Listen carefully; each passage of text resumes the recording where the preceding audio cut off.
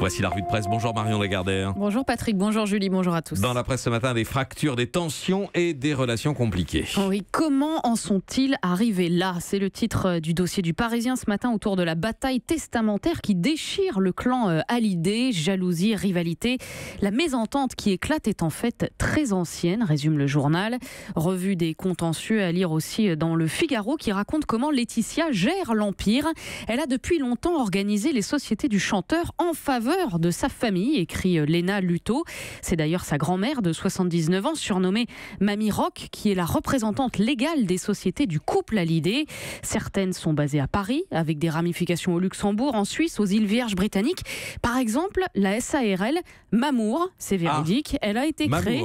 Oui, c'est pas du Canteloup, c'est tout à fait vrai. Elle a été créée spécialement pour encaisser les millions d'euros des tournées de Johnny, mais difficile d'estimer la valeur de toutes ces sociétés, conclut le journal. Laetitia protège les comptes par une déclaration de confidentialité. Les coulisses, c'est rarement reluisant, mais ça explique beaucoup de choses. À ce propos, la une de l'Opinion s'intéresse à une toute autre fracture, le dossier immigration, sur lequel la majorité s'échauffe, nous dit le journal, qui raconte derrière l'unité de façade les tensions entre députés En Marche et députés Modem autour du projet de loi Asile et Immigration, un texte inflammable qui illustre toute la difficulté d'être unis et en même temps libre de dire son désaccord. Et puis il y a cette autre affaire, on en parlait tout à l'heure avec Axel de Tarlé, c'est la une du Monde, oui. Celle de la succession de Gérard Mestralet pour la présidence d'Engie. Oui, un groupe que souhaitait présider l'actuelle directrice générale Isabelle Kocher, mais le gouvernement a tranché, écrit le journal.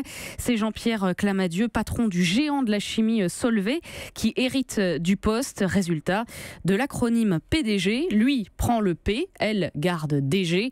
La faute à un triptyque empoisonné, résume Le Monde, coup bas, sexisme et boule puante. C'est qu'en interne, les rumeurs malveillantes couraient sur ses relations avec Mestralet, confie anonymement une ancienne de la maison. Elle fait partie de cette génération de femmes qu'on accuse de coucher pour expliquer leur succès.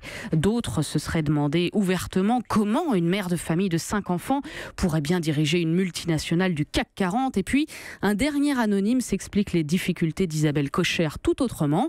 Macron ne l'aime pas, dit-il.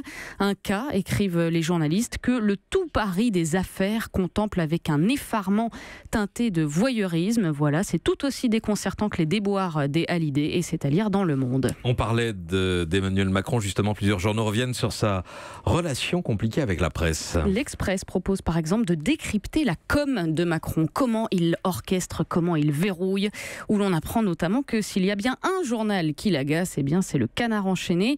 Depuis qu'il a été élu, écrit Éric Mandonnet, Emmanuel Macron a lancé l'opération Balance ton canard. Faut peut-être arrêter avec le mot balance. Ouais. Haro sur les petits indiscrets publiés dans la fameuse page 2.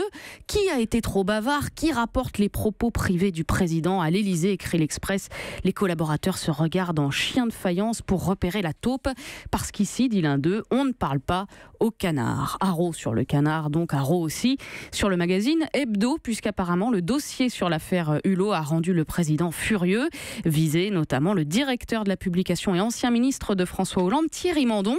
Il essaye de faire son commerce sur le dos des politiques. C'est une fripouille, un charognard, aurait lancé Emmanuel Macron. Une information trouvée en page 2 du Canard enchaîné. Le président qui voit peu les journalistes, mais qui a rencontré, exercice inédit, hier soir pendant 2 heures, l'association de la presse présidentielle. Oui, et contrairement à son prédécesseur, explique le Parisien, pas de dîner offert, juste une sorte de conférence de presse, écrivent Ava Djamchidi et Henri Vernet, avec les 120 journalistes chargés de chroniquer sa présidence, ceux-là même qu'il maintient à distance. On sent une petite pointe de frustration, mais voilà, Emmanuel Macron a pu être interrogé sur quelques thèmes brûlants, sur la Syrie par exemple, sur les cas Hulot et Darmanin, où il a dénoncé la République du soupçon, sur le pouvoir d'achat, pour lequel il demande du temps, sur le rôle de Brigitte Macron, mais aussi sur la question de savoir s'il est croyant, ou encore comment vit-il ses premiers mois au pouvoir. Le chef de l'État marque alors une pause, les yeux levés au ciel, écrit le journal.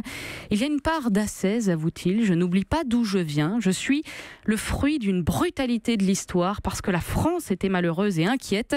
Si j'oublie cela, ce sera le début de l'épreuve, confesse-t-il avec une part d'humilité qu'on ne lui connaissait pas forcément, écrivent les journalistes, sur lesquels visiblement le charme a tout de même fini par opérer. Et voilà qui nous amène au sujet visiblement incontournable du jour, à en croire nombre de unes. En tout cas, oui, il y a beaucoup de unes. La Saint-Valentin. Oui, impossible d'oublier. Le bien public vous dit comment trouver l'âme sœur. La Provence titre carrément Embrassons-nous. Et la montagne propose ses paroles d'amoureux. Même chose pour l'éclair des Pyrénées.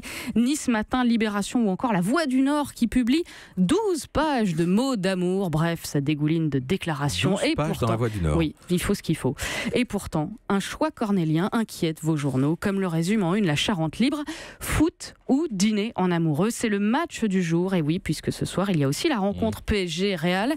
Quand j'ai vu le tirage, raconte Laurent dans Midi Libre, je me suis dit que ça allait être un super match, mais en regardant la date, j'ai su que ça allait être compliqué. Laurent ira donc au restaurant, mais sans lâcher son téléphone, précise le journal. Il veut au moins avoir le score.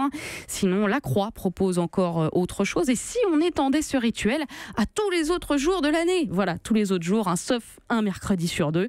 Allez, quoi que vous fassiez ce soir, dites-vous que l'amour et plus largement la bienveillance et l'empathie transcendent inévitablement les dates et les calendriers, et le PSG et le Real, et même, espérons-le, le score du match. Merci à vous pour la revue de presse. Marion Lagardère. Donc on arrête les balances. Ça serait bien, je trouve. Ce serait bien. Donc on ne dira pas que la séquence qui vient s'appelle Balance ta féministe. Ah.